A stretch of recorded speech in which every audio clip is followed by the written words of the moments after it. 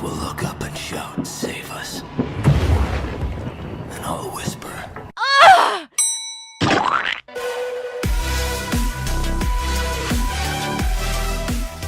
The 2000s were a weird time when it came to superhero movies. The audience was thought to still be fairly niche when the decade began, and if the 90s taught us anything with movies like Spawn and Batman and Robin, it was clear that movie studios for the most part still didn't understand how to make a film that was both loyal to the source material while also being digestible to the casual movie audience. This is great, you guys. It's really badass. It's really badass. It's really badass. It's really badass. There were some shining examples of the genre up until that point, with the first two Christopher Reeve Superman flicks and the early Tim Burton Batman movies likely being the most recognized, but these were few and far between. Then, the floodgates opened when the original Tobey Maguire Spider-Man movie hit theaters in 2002, smashed box office records, and turned the industry on its head. Bryan Singer's original X-Men film had been released a few years prior in 2000, but that film's box office paled in comparison to Spidey's over $800 million haul. The potential dollar signs were blinding movie studio execs, and thus we had nearly an entire decade full of experimentation within the genre, with some success, some crap, some masterpieces, and some of the worst films of all time. So, where does Watchmen come into all of this? Well, I won't go into depth with the plot of the original 1986 graphic novel at this point in the analysis. I highly recommend that you read it if you get the chance, but suffice to say that the original comic is a deconstruction of the superhero comic genre as a whole. It is genius satire that both ridicules and analyzes what a world would really look like with Caped Crusaders and how the heroes themselves would function after their glory days were behind them. It really wasn't a superhero comic at all, rather an existential examination of a pop culture subgenre of the written word. For 1986, this was insanely ambitious. Attempts to make a film adaptation of the book went on for decades, with director Terry Gilliam eventually proclaiming that the story was quote-unquote unfilmable. However, in 2009, they finally released the film, and lo and behold, against all odds, it sucked, and was a massive box office letdown after recent box office successes within the genre such as The Dark Knight and the original Iron Man, both which were released just 1 year prior. That being said, I would attest that there is a certain poetic nuance to the awfulness of the Watchmen film. There are many admirable and justifiable concepts that were attempted in the movie, and to this day it remains Zack Snyder's most ambitious project, and I would still argue his biggest blunder. Why did you say that name? It's his mother's name. It's his mother's name.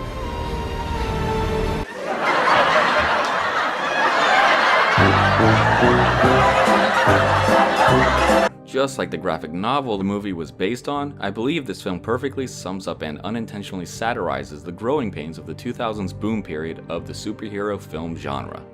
This is The Watchmen movie, The Fall of an Era.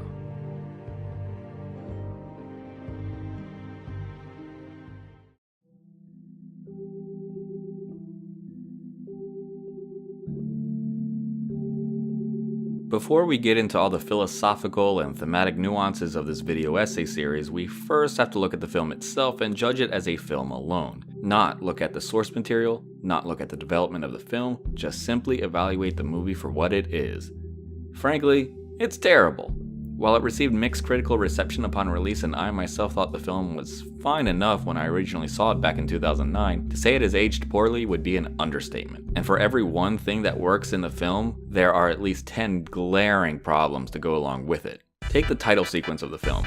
On its own merit, it does a great job of introducing us to the world of the Watchmen, the good, the bad, and the ugly sides of it. Its past leading to its present, and the visuals give it a nice comic book feel. However, it is overly long, self-indulgent, the use of Bob Dylan's At Times They Are A-Changing is way too on the nose and eventually becomes grating as you sit there and wait for the movie to actually start. Combining that with an already overly long opening sequence which took place beforehand that also used a song to pad the scene out, and you are already 10 minutes into a film that has been nothing but loose exposition, slow motion, and self-indulgent time period visual masturbation. Also, the sound effects were really overdone during that fight sequence.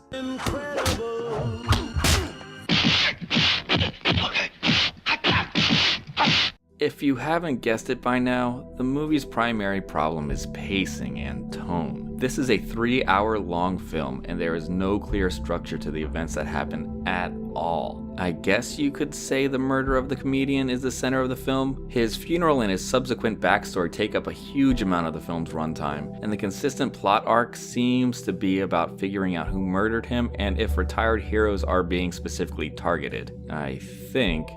But then there's the whole Cold War thing and Dr. Manhattan going to Mars and having his own backstory woes while delivering his character's own exposition that feels like its own short film rather than part of a collective whole.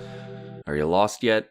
We haven't even scratched the surface. Then there is Rorschach, who is pretty much our Batman/narrator, full-time narrator, not like Dr. Manhattan's short film narration. Anyway, Rorschach, he clues us in on what's happening or gives us a recap of what we just watched 20 or so minutes ago. He seems to have an extremely conservative mindset and is ruthless towards criminals, but by the time we learn why he is the way that he is, the whole drawn-out character backstory sequences have long overstayed their welcome. The craziest part is that I haven't even mentioned our two primary protagonists, who we spend the most time with in Silk, Spectre, and Night Owl, who each themselves have complex and involved backstories, but since we spend a lot of time with them, thankfully we don't have to endure their own lengthy backstory sequences, but we are treated to one of the worst sex scenes in cinema history.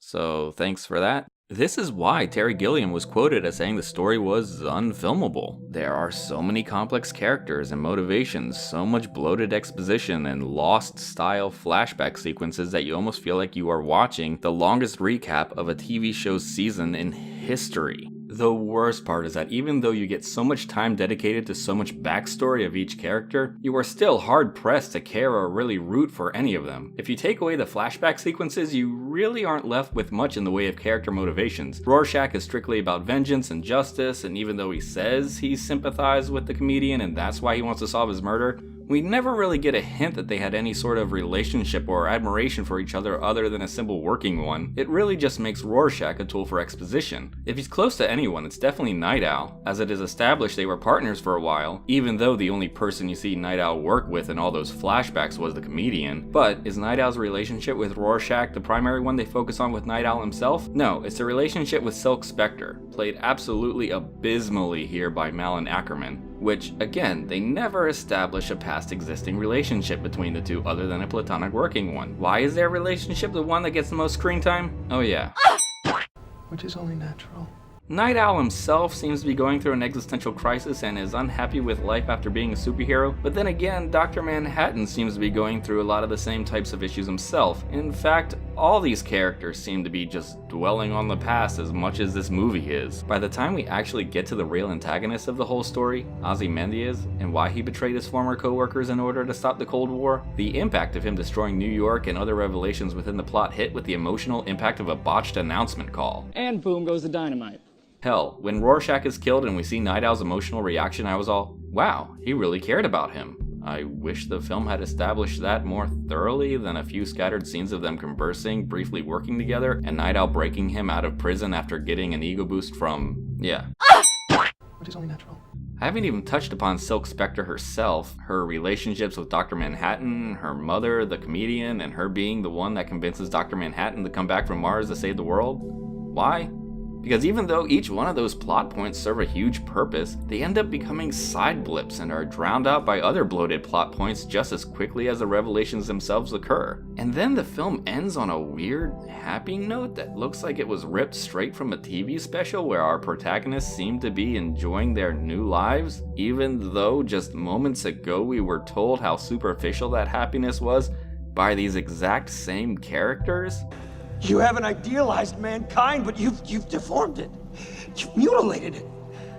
That's your legacy. If it sounds like I am jumping all around the place with this plot deconstruction, there are two reasons. One, I'm not really trying to recap the plot of the film in its entirety so much as I am trying to describe the feeling of what it's like to make sense of what this movie is about.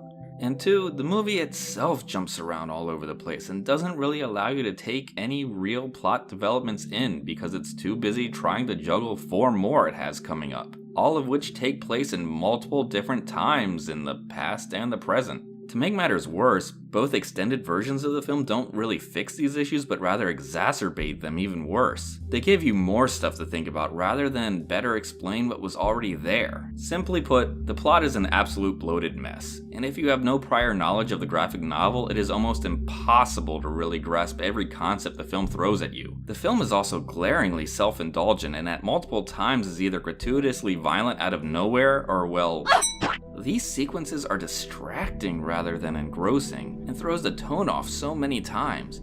It's so cartoonish at parts, yet so serious at others. It's a hodgepodge of superhero tropes without any irony, a kitchen sink of philosophy without any hypothesis. To all the fans of this film who say that the movie is a faithful adaptation of the novel so it has to be held to the same standard, objection!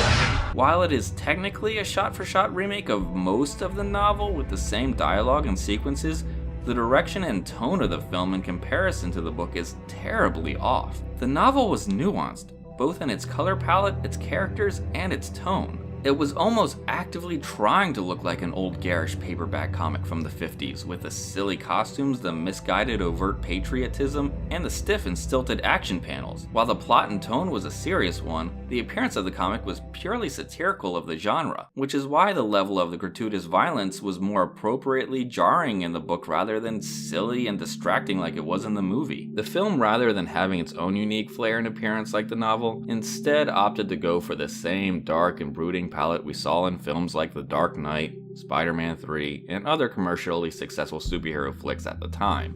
And as far as the actual plot tone goes, decided to go with a strange mixture of camp, humor, and gritty realism. It just doesn't work. Also, when all is said and done, I've watched this movie at least 10 times, and honestly, even though I can remember iconic moments from the graphic novel, which I've read less times than I've watched the movie, I can't for the life of me retain many memories from the movie other than random fleeting ones, which is another reason why this plot deconstruction seems so jumbled and random. In short, it's a recreation of a story that completely misses the point of the source material, while at the same time alienating audiences new to the plot as well.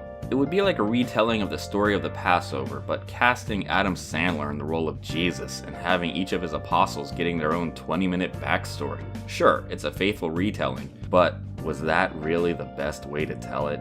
However, the plot is just the tip of the awful iceberg. The actual production quality of the film is an entirely different monster and sums up just how much in 2009 Hollywood still didn't understand nailing the look of a superhero film. And that is what I will cover in the next video of this series. Part 2, The Production Emperor Has No Clothes. I'll see you guys next time.